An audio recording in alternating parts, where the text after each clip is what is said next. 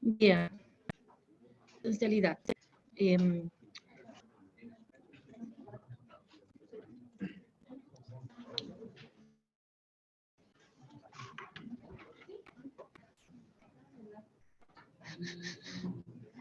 Espera un segundito.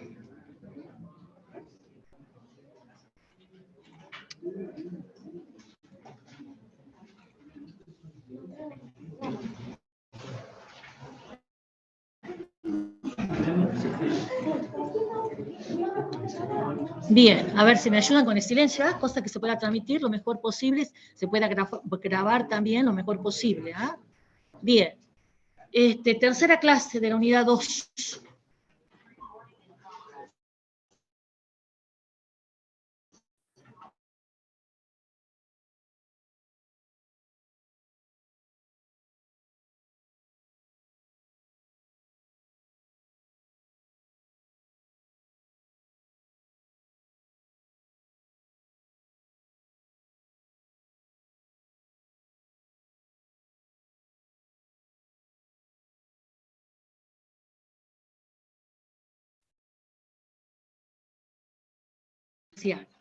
Bien, el producto cartesiano, que es para conjuntos de cualquier naturaleza, siempre y cuando no sean vacíos, se define como el conjunto de todos los pares ordenados que se pueden formar, donde la primera componente es del primer conjunto, supongamos que sea el A, y la segunda componente del segundo conjunto. Eso dicho simbólicamente está claramente acá. Bien. Un conjunto formado por pares ordenados. Pares ordenados. Que por supuesto, si yo invierto el orden y ahora en lugar de A por B digo B por A, entonces ya la condición va a cambiar a que la primera componente va a pertenecer a B y la segunda componente va a pertenecer a A. Con lo cual, ahí ya se desprende que A por B y B por A en general van a ser distintos. ¿Bien? Ese A y B pueden ser de cualquier naturaleza. Recuerden que nosotros estamos en discreta, donde nuestros conjuntos pueden ser números, pero también pueden ser personas, cosas, objetos. Bueno, supongamos que el conjunto A sea ABC y el conjunto B sea 1, 2, por ejemplo. Entonces, A por B. Díganme, ¿qué pares podemos armar teniendo, digamos, a B y C como primera componente y a 1 y 2 como segunda componente? ¿Quiénes serían los pares? A1, pongo así entre paréntesis, es un par ordenado. No es lo mismo A1 que 1A. ¿Quién más? B2, ¿y por qué no A2? Sigamos con A, digamos. ¿A con quién? A con 2 ahora. Bien, ahora ya no tengo más con A, ahora con B. B1, B2, bien. C1, C2. Bien. Y entonces, allí tengo el resultado del producto cartesiano. Perfecto. ¿Puedo hacer el producto cartesiano de un conjunto consigo mismo? Pues sí. Bien, o sea, en la definición en ningún momento me decían de que A y B tengan que ser conjuntos distintos. Entonces ahora, ¿de cuándo esta definición? Para cuando A es B, bien, si A es B, entonces las dos componentes tienen que pertenecer al conjunto A. Entonces, con ABC, ¿qué pares puedo armar? A con A con B, A con C, serían los pares que comiencen en A. Y luego, B con A, bien, B con B, B con C, ¿y quién más? Bien, bien, C con C. Bueno, acá yo estoy omitiendo, acá tendría que haber otra comita en el medio, porque es un listado, ¿ah? Un listado, cuando enumerábamos a los conjuntos por extensión, entonces los elementos, que en este caso son pares, se deben separar por una coma o punto y coma. Bien. Bueno, y acá hay un teorema que dice qué es lo que vamos a esperar respecto a la cantidad de elementos del producto cartesiano. Si A tiene n elementos, si B tiene m, entonces el producto cartesiano por B va a tener n por m elementos. Bien, entonces por eso en nuestro ejercicio, en nuestro ejemplito, A tiene 3, B tiene 2, A por B tiene 6. Y A por A va a tener 3 por 3, 9. ¿Bien? Bueno, y ahora entonces necesito que repasemos el concepto de relación. ¿Por qué digo repasar? Porque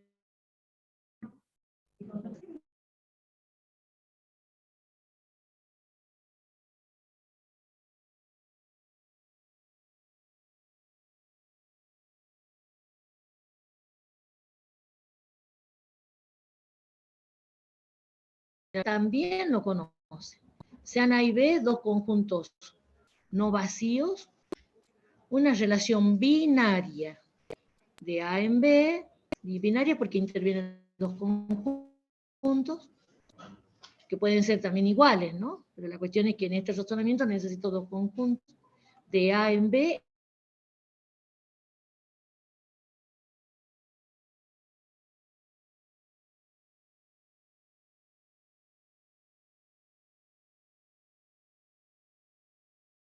Entonces, esta es la definición de relación. Es cualquier subconjunto de un producto cartesiano. También esta es otra manera de ponerlo. Esta notación ustedes la conocen. Por ejemplo, cuando en análisis matemático les enseñan funciones entre números reales, le ponen así, f, dos puntos, una función que va de los reales en los reales, ¿verdad? Este es el nombre de la función, f, g, h, y luego el conjunto de partida y el conjunto de llegada, le dicen. Bueno, acá tenemos relaciones cualesquiera. Entonces, una relación es un conjunto de pares ordenados. ¿De pares ordenados sacados de dónde? De A por B. Pudiera coincidir, o sea, puede darse el igual. Pudiera coincidir R con... Sí, buen día. Pudiera coincidir R con todo A por B. ¿Ah? Que sería una relación particular. Pero también pudiera ser que R fuera vacío, serían como los casos extremos. R vacío puede ser, porque el vacío cumple la condición de ser subconjunto de A por B, porque el vacío, vimos en la clase, creo, número 1, el vacío es subconjunto de cualquier conjunto, entonces en particular de A por B. ¿Bien? Bueno, son los casos extremos. Bueno, entonces, como una relación es un conjunto de par ordenado, vamos a tener también estas notaciones. Que un par, bien, pertenece o no pertenece a una relación. Esta notación. Que la simplificamos y podemos decir simplemente así. X relacionado con Y. ¿Ah? Esto más breve que esto, por eso van a ver ustedes que más uso la segunda porque más cortita. Bien. Pudieran ser los conjuntos A y B iguales. Entonces van a tener R subconjunto de A por A, cuando A y B sean iguales. Bien, entonces supongamos el conjunto A,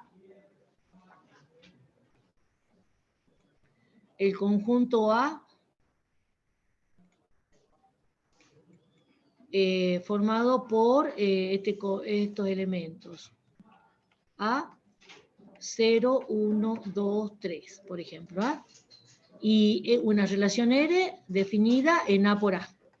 O sea, que vincula a los elementos de A con los elementos de A.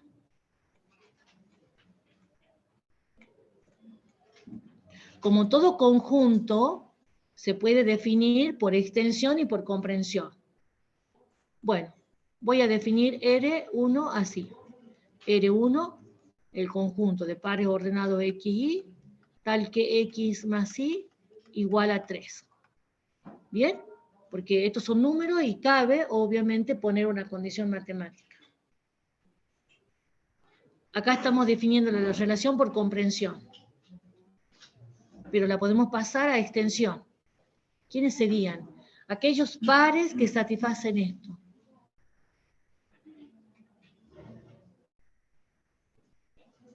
¿Qué valor le darían a X y a Y del conjunto A, tal que X más Y sea 3? ¿Ah? 2 y 1, luego, y luego.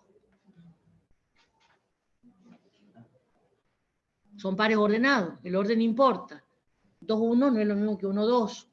¿Y el par 1, 2 no cumple? Entonces también estaría el 1, 2. No doy por sobreentendido de que si está el 2, 1, va a estar el 1, 2. Tengo que ponerlo. Y el 3, 0. Bueno, estos serían los únicos. Bien, en este caso. Y si tuviera una R2, por ejemplo, así.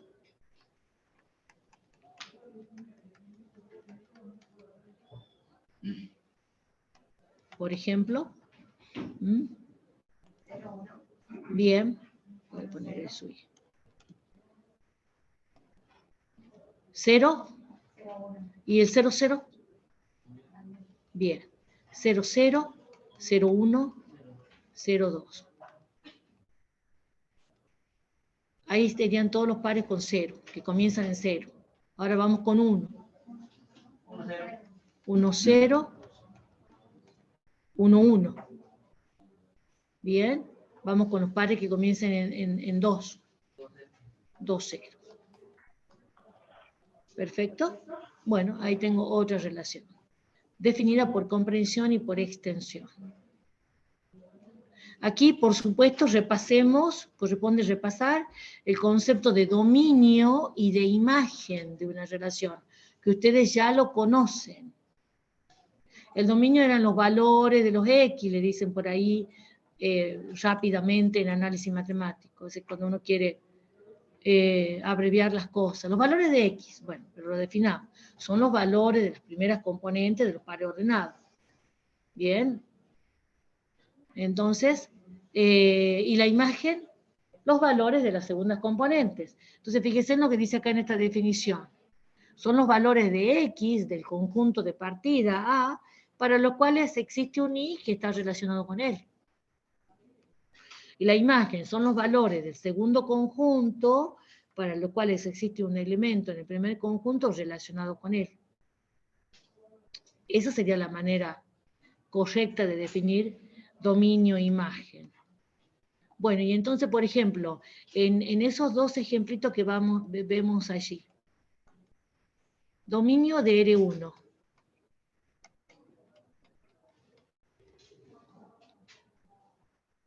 Los valores de la primera componente. Siguiendo el orden que me han nombrado acá, pero recuerden que el orden no importa. Pueden poner 2, 0, 1, 3, pero también pueden poner 0, 1, 2, 3. ¿Quién es este conjunto? ¿Es el mismo? Es el mismo A, ¿verdad? Y el dominio de R2 también. 0, 1, 2, 3. El mismo A. La imagen, también llamado rango o codominio. Imagen de R1. 0, 1, 2, 3 también. Y la imagen de R2.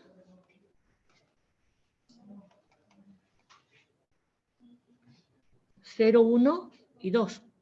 0, 1, 2. ¿Bien? Bueno. Les decía acá que nosotros vamos a tener relaciones de cualquier tipo. Y por supuesto que también vamos a tener funciones. ¿Y qué era una función? ¿Ah? Ese concepto ustedes ya lo saben. Es cuando a cada valor del dominio le corresponde un único valor, ¿verdad?, de imagen. A cada X un único Y. Pero, ¿cómo decimos eso simbólicamente?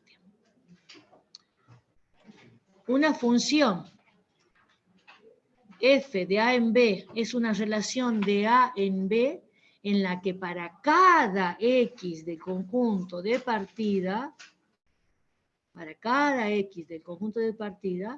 existe un único elemento relacionado con él. ¿Bien?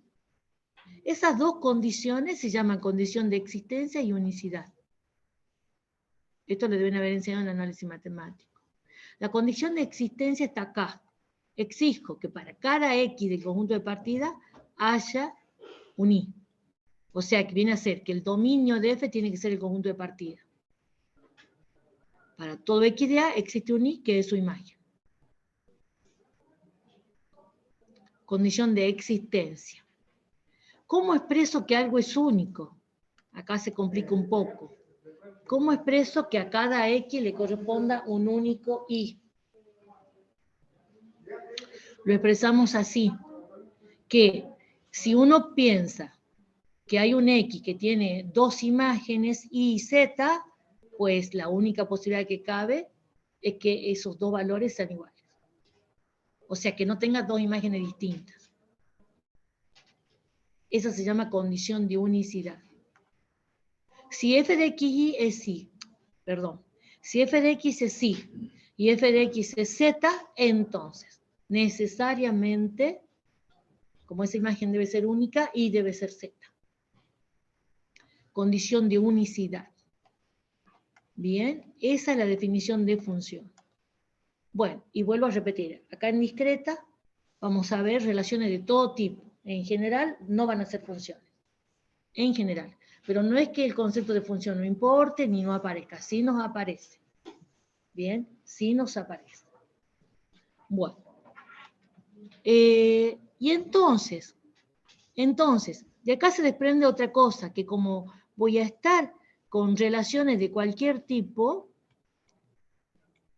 corresponde definir un nuevo concepto, que es que un elemento del dominio pueda tener muchas imágenes. Y este nuevo concepto se llama conjunto relativo a un elemento. O conjunto relacionado a un elemento. Y es, si A es un elemento, voy a definir R de A como el conjunto de los elementos del conjunto de llegada que están relacionados con él. ¿Ah? A esto también pueden ponerlo así. Es el conjunto de I que están relacionados con el A. Claro, porque, repito, no vamos a estar siempre con funciones. Es más, van a ser más comunes las no funciones que las funciones. Entonces aquí se va a dar que un elemento pueda tener más de una imagen. A ese conjunto de imágenes le llamo conjunto relativo. Entonces, miren, volvamos a estos ejemplos que ya había comenzado a trabajar.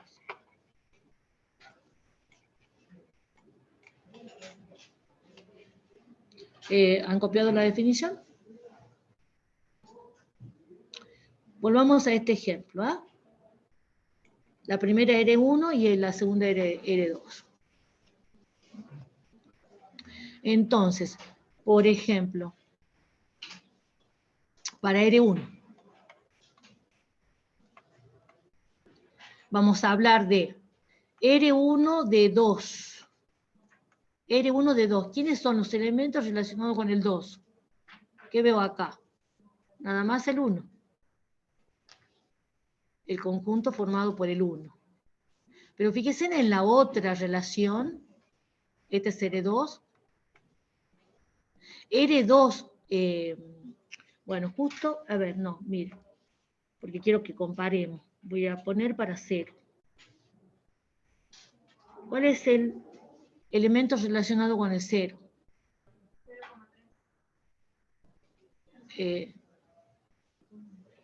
no es 0,3 un decimal, ¿no? Es un par, 0,3. No se lee 0,3 porque pareciera ser un número decimal. Es el par 0,3. Bueno, esto me indica que con 0 está relacionado el 3 y nadie más. Entonces, R1 de 0, 3. ¿Bien? Bueno, en R2 de 0, ¿cuántas imágenes tiene 0? 3. ¿Quiénes son? Perfecto. ¿Ven? Hay un conjunto de imágenes. 0, 1 y 2.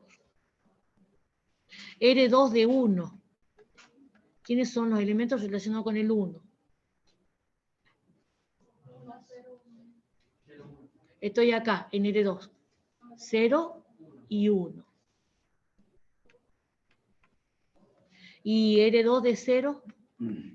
Perdón, de 1. De 1. Nada más 2. Bueno, y por supuesto que así te puedo calcular. Digo una cosa y escribo otra. Puedo calcular R1 de 2, R1 de 3. Acá también R2 de 2 y R2 de 3. ¿Bien? A ver, imágenes de 2 para R1. Nada más 1. Imágenes de 3 para R1. Nada más 0, ¿verdad? Bien, perfecto. Lo veo acá. ¿Bien?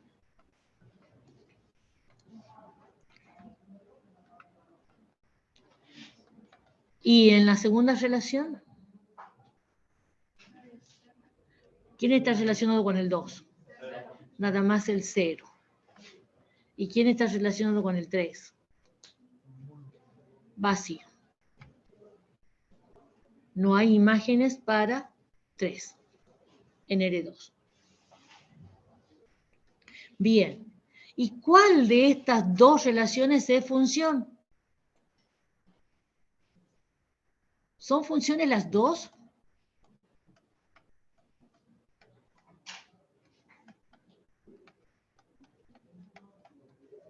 ¿Son funciones las dos? ¿Quién? Solamente. R1. Solo R1. ¿Por qué? Se satisface la condición de existencia. La condición de existencia era que para cada elemento del conjunto de partida, que ¿quién era el conjunto de partida? 0, 1, 2, 3, existe una imagen. A 0 le corresponde 3, a 1 le corresponde 2, a 2, 1, a 3, 0. ¿Bien? Se satisface la condición de existencia. Y de unicidad, a ver, a 2 le corresponde, acá lo veo a la unicidad, acá. En todo esto veo la unicidad. ¿Por qué? Porque a cada elemento le corresponde un único valor. Bien, entonces, mientras que aquí se cumple la unicidad, no, a 0 le corresponden 3 valores. Bien, R1 es la única que satisface la condición de existencia y unicidad. Bien, ejemplito parecido están en el apunte subido al aula virtual. ¿Ah? Bien.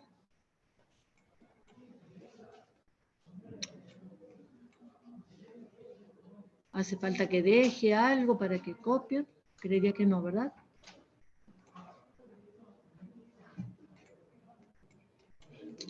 Bien. Vamos a ver ahora otro modo. A ver, empiezo por ahí. Después lo voy a definir. Vamos a ver ahora otro modo de representar relaciones. Estos serían, si yo les pregunto en el examen, ¿cuántos modos conocen para representar relaciones? Me tienen que decir 4.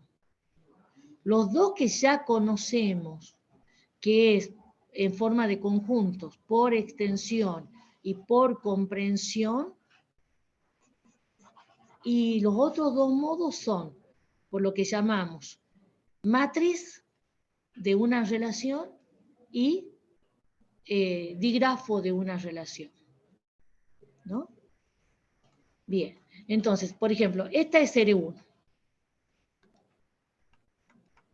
Ustedes ya saben lo que es una matriz. Es un arreglo dispuesto de elementos, dispuesto en filas y en columnas, nada más que en álgebra ustedes manejan números reales. Acá vamos a manejar solamente 0 y 1. Se llaman matrices booleanas. Y 0 y 1 no como número entero, sino como estados. O sea, como en lógica, que era verdadero o falso. Como en arquitectura de computadora, que 0 y 1 representan no pasa corriente, pasa corriente. Dos estados.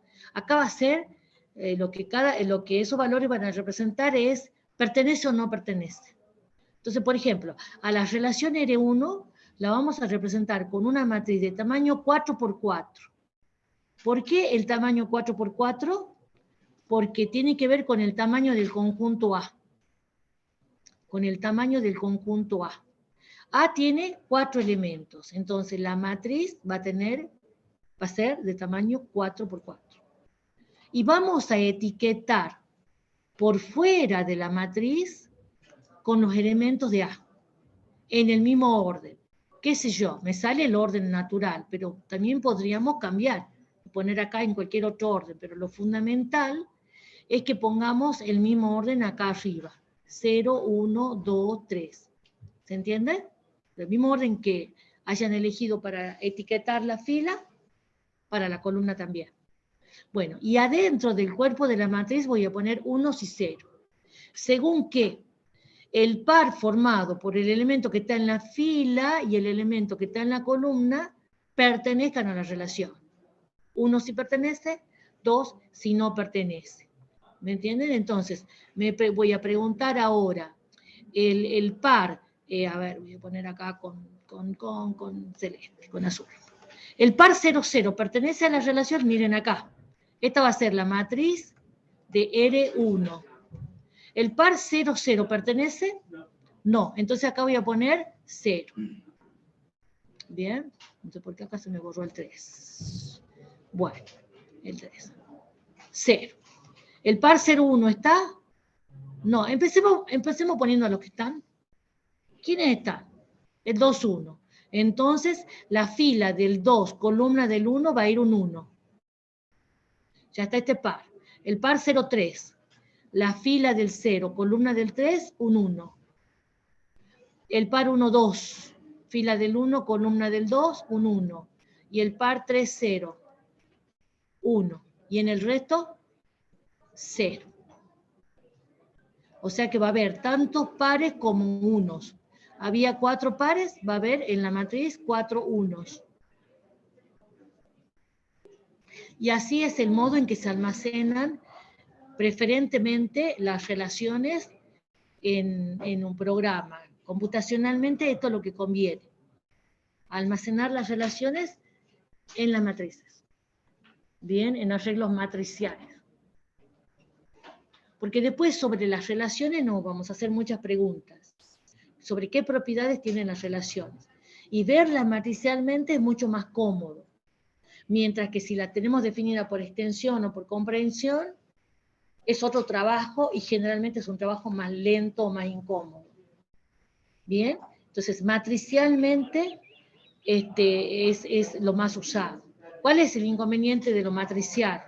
Que solamente acepta relaciones definidas en conjuntos finitos. Porque acá en esta etiqueta van los elementos de A. Entonces, si A tiene infinitos elementos, no voy a poder hacer esto. No hay matrices infinitas, ¿verdad? Ustedes lo saben. Bien, ahora hagamos la matriz de R2. ¿Que cuántos uno va a tener? ¿Cuánto uno tendría en la matriz de R2? Claro, tanto unos como pares, ¿verdad? 6. Bien, entonces la matriz sigue siendo del mismo tamaño, 4×4. Etiqueto. A veces las etiquetas no están. Van a ver en el práctico por ahí algunos ejercicios con las matrices sin etiqueta. Cuando no están las etiquetas, se sobreentiende que es en el orden natural si son números, en orden decreciente, si son letras, en el orden alfabético, ¿bien? Bueno, entonces, acá adentro, está el 0,0, sí, está el 0,1, sí, está el 0,2, el 0,3 no, el 1,0, el 1,1, 1 con nadie más, el 2,0 solamente, y 2 con nadie más, y el 3 con nadie. O sea que un elemento no esté relacionado con nadie me va a provocar que toda esa fila sea llena de ceros. Bien, bueno, y ahí tengo las dos matrices. Ya vamos a hablar más sobre matrices booleanas. El otro modo de representar una relación que conviene más al humano, digamos, ¿no? Al ojo humano, no tanto computacionalmente. Bueno, hay programas, si están curiosos, hay programas sobre manejo de digrafos. Uno es el GEPI, que es un programa que nace para el estudio de las redes sociales, porque las redes sociales son grandes digrafos. ¿Qué es un digrafo? Es un grafo. Grafo dirigido, una gráfica dirigida. En él hay flechas. Dirigido. En él hay flechas. Flechas que indican quién está relacionado con quién. Flechas que me indican las relaciones. Entonces, ¿qué hacemos? A los elementos del conjunto A, ponerlos en cualquier posición. De repente, yo pongo así, pero ustedes pueden ponerlo en cualquier otra posición. Acá las cuestiones geométricas no importan para nada. Posición, longitud, forma, distancia. ¿Ah? No interesa para nada. Entonces yo hago un grafo y ustedes hacen otro y es el mismo. ¿Y qué hacemos? Por ejemplo, el grafo le llamemos G1, el grafo de R1. Con aristas, con flechas, voy a indicar quién se relaciona con quién. 2 con 1, entonces va a salir una flecha que va de 2 y llega a 1. Bien, 2 con 1. Y fíjense, está 1 con 2. Entonces, 1 con 2. 0 con 3. Y 3 con 0. Bien. Ese sería el digrafo de R1.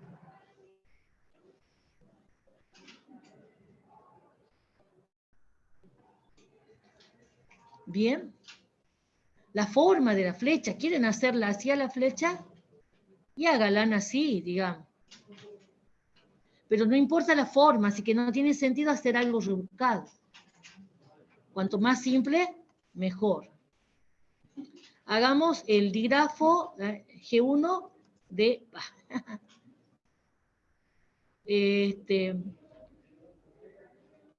G1, digrafo de R1. ¿Ah? Y ahora vamos a hacer G2, digrafo de R2. Y entonces, elijo la posición de los nodos, como quiera. Yo voy a hacer esto, por ejemplo, ahora. 1, 0, 2, 3, así, en línea. ¿Por qué no? No hay ningún problema.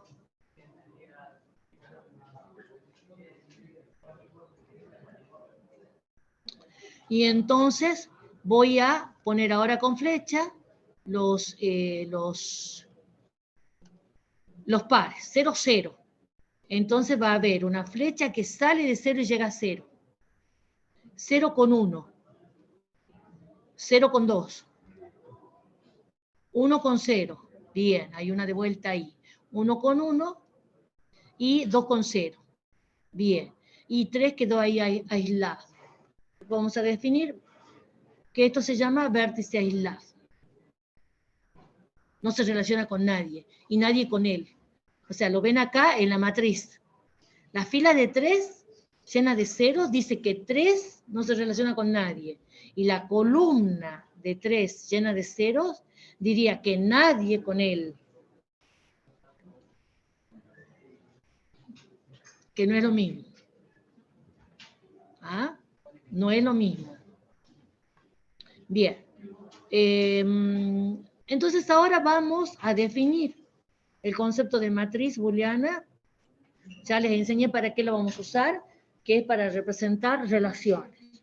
Y entonces, dice acá el concepto, una matriz booleana es una matriz cuyas componentes o entradas son exclusivamente ceros y unos. Ceros y unos. O ceros o unos. Con las matrices booleanas puedo hacer operaciones. A ver, ¿para qué se usa? ¿Para qué se usa? Primero veamos eso. Para representar relaciones, por ejemplo, ¿no? Por ejemplo. Y ahí está lo que ya hemos hecho. Nada más que ahora está definido formalmente. Sea un conjunto finito, observen, sea un conjunto finito con n elementos y sea R una relación definida en A. Se define matriz de adyacencia R a la matriz. Acá generalmente es así, con subíndice, no importa, es un nombre, tampoco importa tanto. A una matriz booleana de orden n, tiene el mismo orden que tamaño tiene A, cuyo elemento genérico M sub i j es 1 o 0. 1, fíjese, me está diciendo que considere poner acá un 1 si el elemento que yo puse en esa fila, el elemento de la fila I, sea quien sea el valor, y el elemento que está en la columna J están relacionados, si pertenecen a la relación. Y 0, caso contrario. Y eso es lo que hicimos. ¿Me entienden? Entonces, esa definición me dice que debo mirar quiénes son las etiquetas de la fila y de la columna. Y preguntarme quién se relaciona con quién.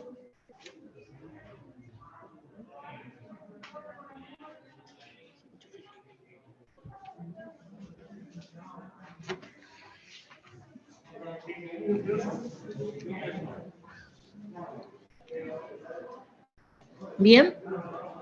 Bueno, que ya lo hicimos, ¿eh? Ya lo hicimos, nada más que me faltaba definirle formalmente. Bien, ahora vamos a ver más de matrices, porque con las matrices booleanas podemos hacer operaciones. Operaciones. Bien, estas operaciones que van a ver acá, solamente para las matrices booleanas, no con las matrices que ven en álgebra, que son matrices de números reales. Bueno, sean A y B del mismo orden. Del mismo orden. Pueden ser las dos cuadradas, las dos del mismo orden, las dos rectangulares del mismo orden.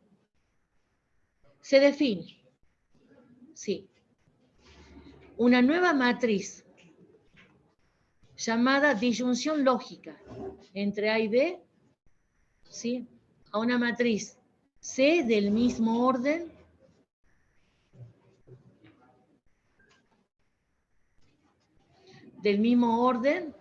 tal que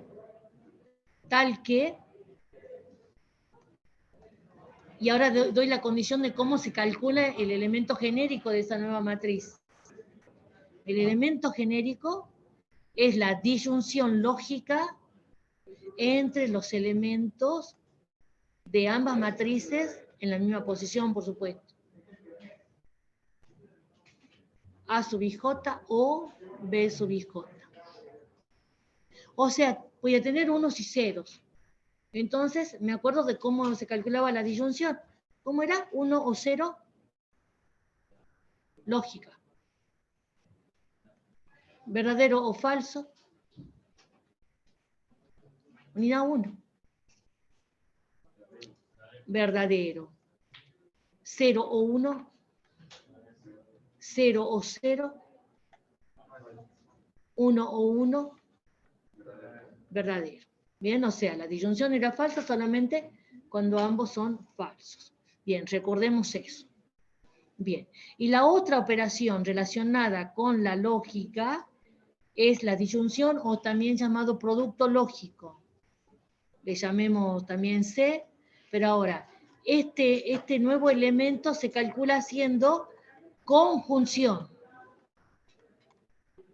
Conjunción entre los elementos correspondientes. Entonces acá, conjunción. Repasemos la conjunción. ¿En qué único caso la conjunción da 1? O sea, en el primer caso. En el resto, 0. ¿Bien? Bueno. Y hagamos un ejemplo. Bien sencillo. Para practicar esto no me hace falta dar matrices tan grandes.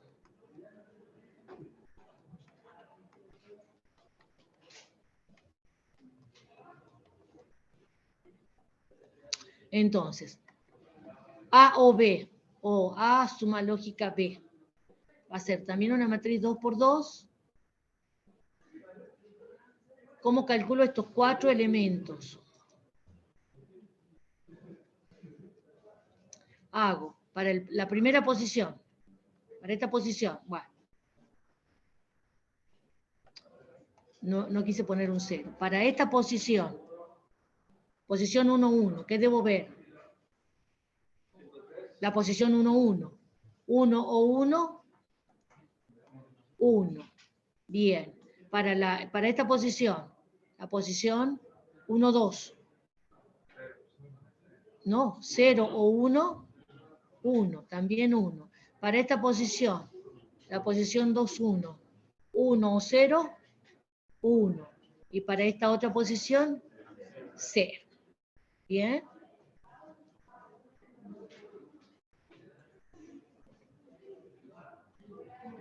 Y ahora A y B. Ahora hago la conjunción. ¿En qué única posición voy a tener 1? En la 1, 1. Y en el resto, 0. Muy bien. ¿Bien? Perfecto. Bien. Una última operación. Esta se llama suma lógica o disyunción. Este se llama producto lógico o conjunción. Producto.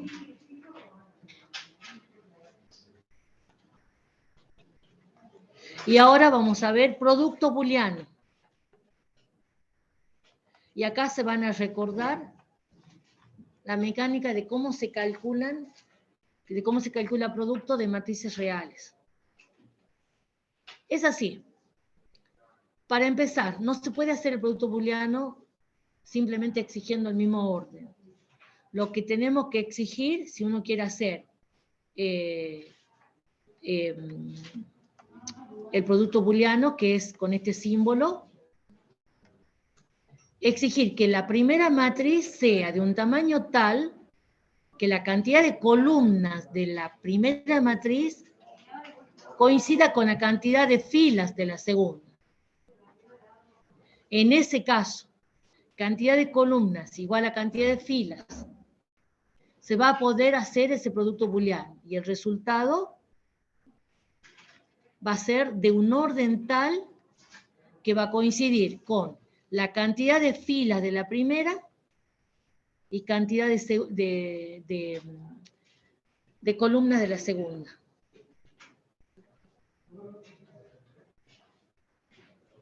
Ahí estamos hablando del orden. Y es tal esa matriz que su elemento genérico, le llamemos C, también es 1 o 0. Y dice así, es 1. Sí.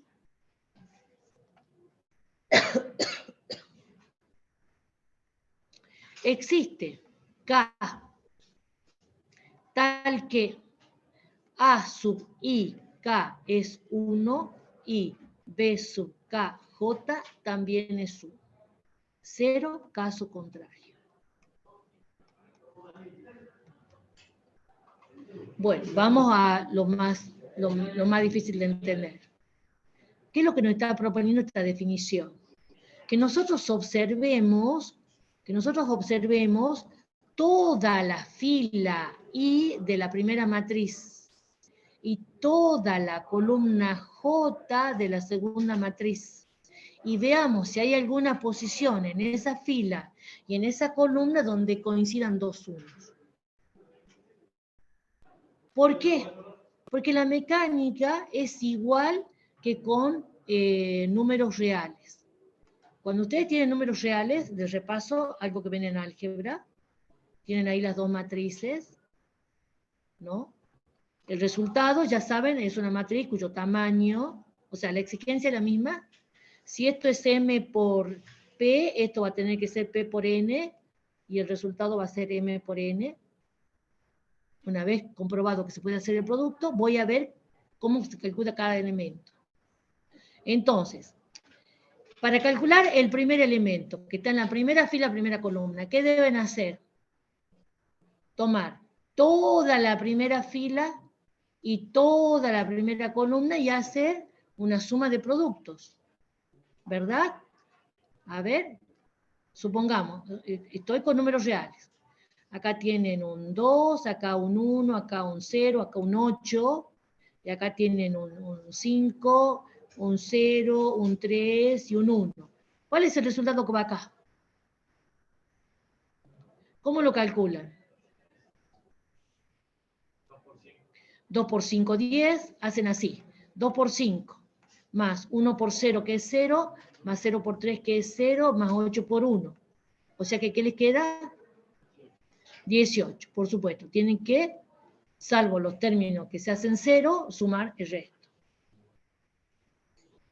Bien, y podemos generalizar diciendo que si ustedes tienen que calcular el elemento que está en la posición IJ, ¿qué deben hacer?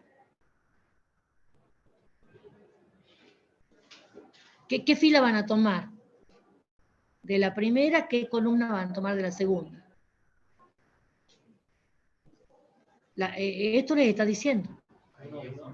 La yésima fila de A y la jésima columna de B. Y tienen que hacer lo mismo que hice recién. Es como un producto escalar de vectores. Primero con primero, más segundo con segundo, más tercero con tercero, más cuarto con cuarto, hasta el final. Por eso es que se exige que tenga que la cantidad de columnas de la primera igual a la cantidad de filas de la segunda. Para que esos dos vectores, uno fila y otro columna, sean del mismo tamaño. Y se puede hacer el producto escalar. Bueno, pero ahora voy a tener ceros y unos. Esa va a ser la diferencia ahora. Voy a tener aquí ceros y unos. Ahora ya pensemos booleanamente. Ceros y unos. Entonces, supongamos que tengas así, ¿no? Que tengas así.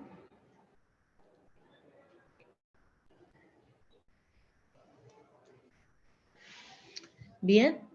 Entonces, ¿qué vas a tener? 0 por 1, pero en producto lógico. Bien. Sería 0 y 1. O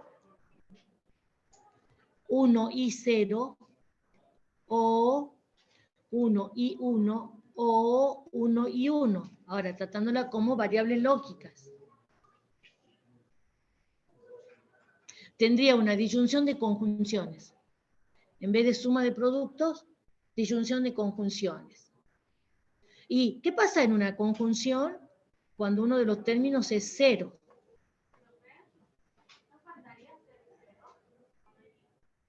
Pero estoy haciéndolo acá, ¿no? Con estos valores.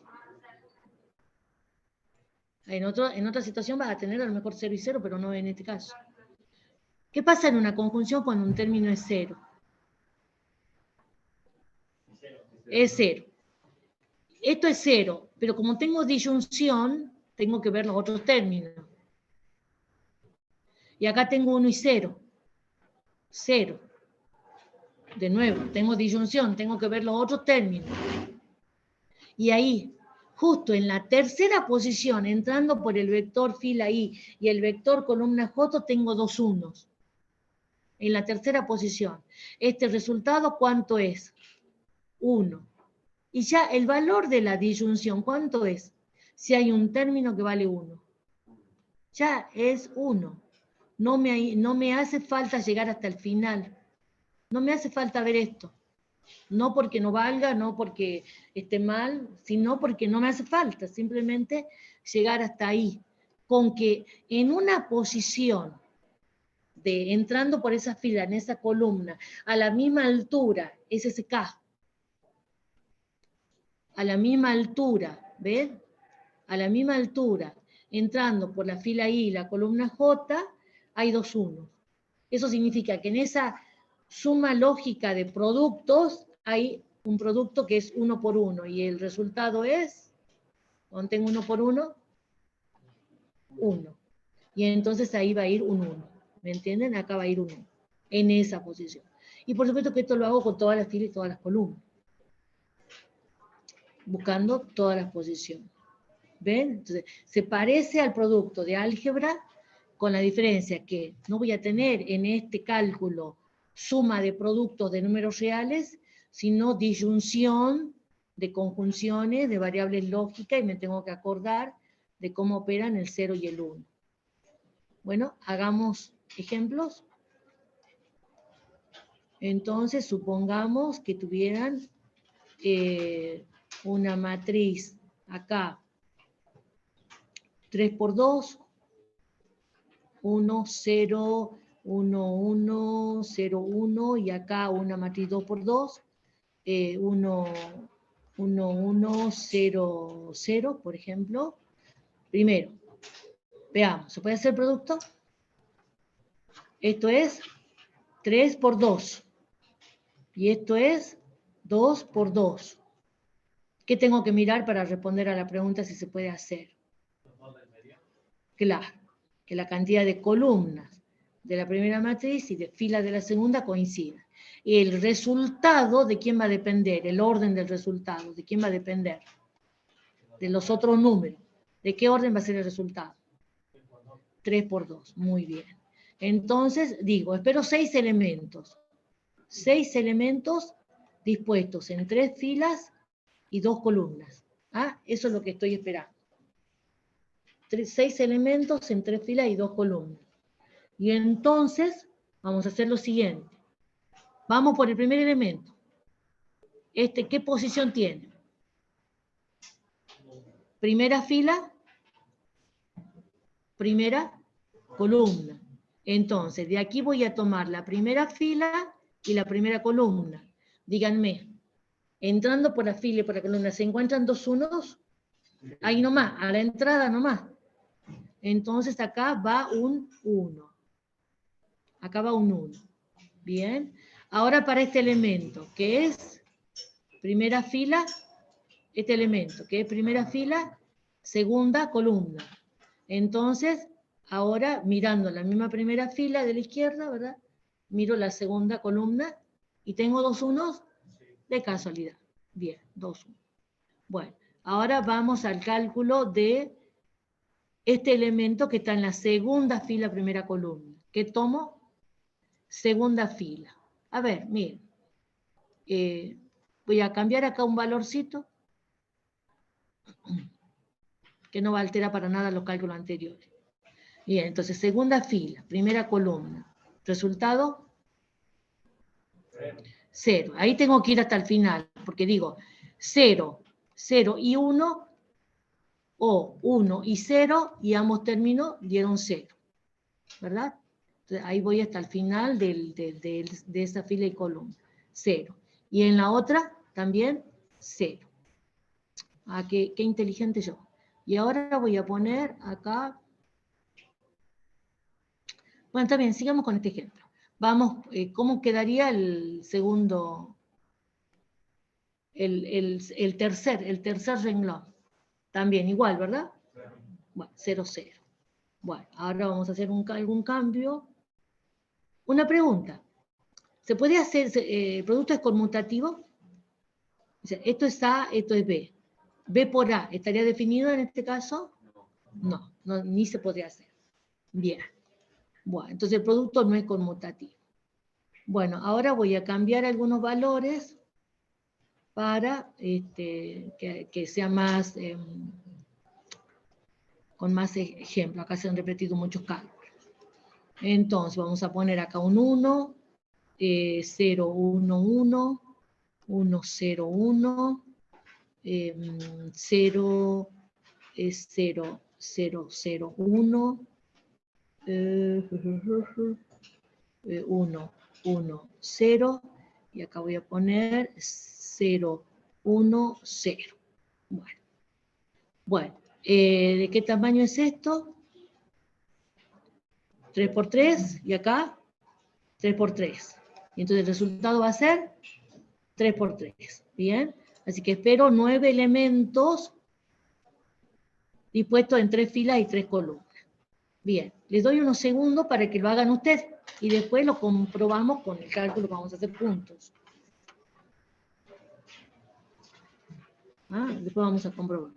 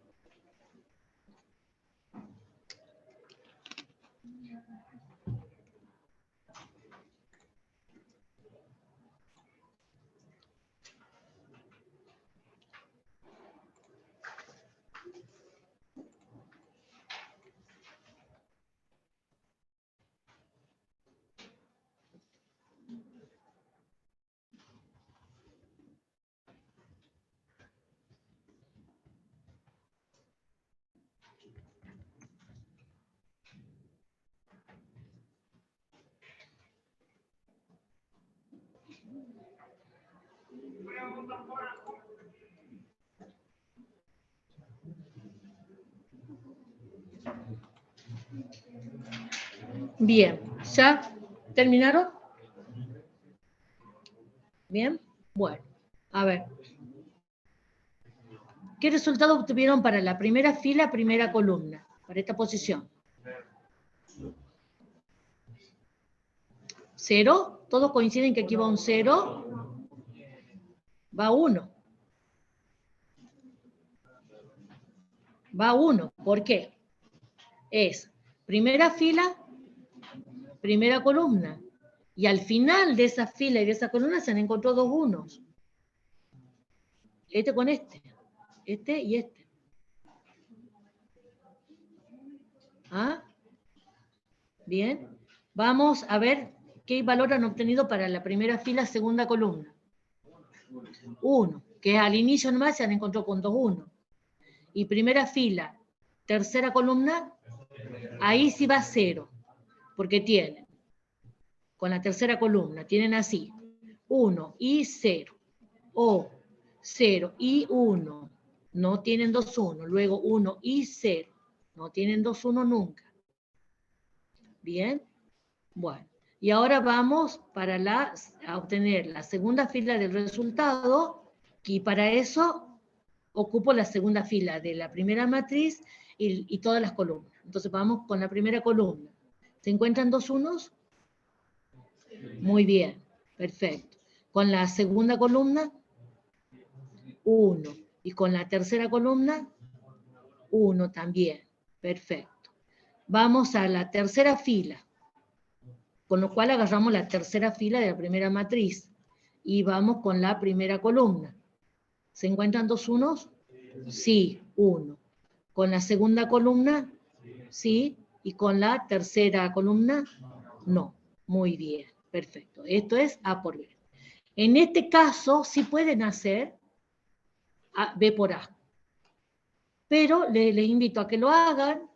Puede ser que de casualidad el producto sea igual, pero no es una regla. No vale eso como propiedad. O sea, hay sí matrices que son conmutables. Pasa lo mismo con los números reales. Hay matrices que son conmutables para el producto. O sea, que da lo mismo A por B que B por A. Pero no vale en general. Son matrices especiales. Bien, bueno, les dejo para que ustedes hagan eso. Y hay un concepto también propio de las álgebras booleanas, que es el concepto de dominación, chicos. Es algo que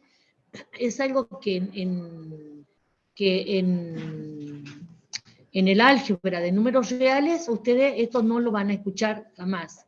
Y no lo digan porque lo van a aplazar. Decimos que una matriz es mayor o igual que otra. Una matriz que domina a otra. ¿Cuándo qué? Cuando cada elemento de la primera es mayor que cada elemento de la segunda, en toda posición. Entonces tengo que ir comparando posición con posición, y si esto se cumple, que todos los elementos de A son mayor o iguales que todos los elementos de B de la misma posición, decimos que A domina a B. Por supuesto que no es una obligación que esto suceda. Supongamos, tengo esta A y esta B.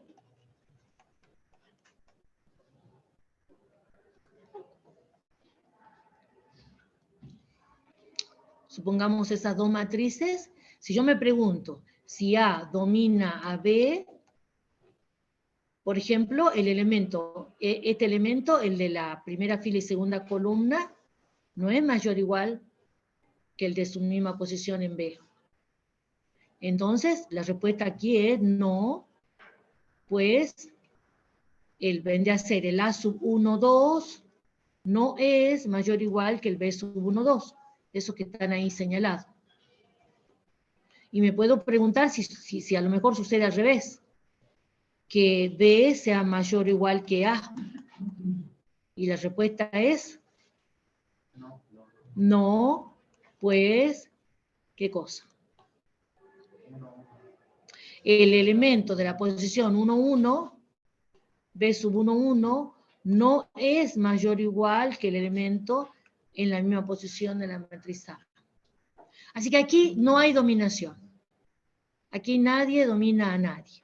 Pero supongamos que ahora yo tenga una matriz C que sea así. Así. Fíjese. A sí domina a C. ¿Lo ven? Bien.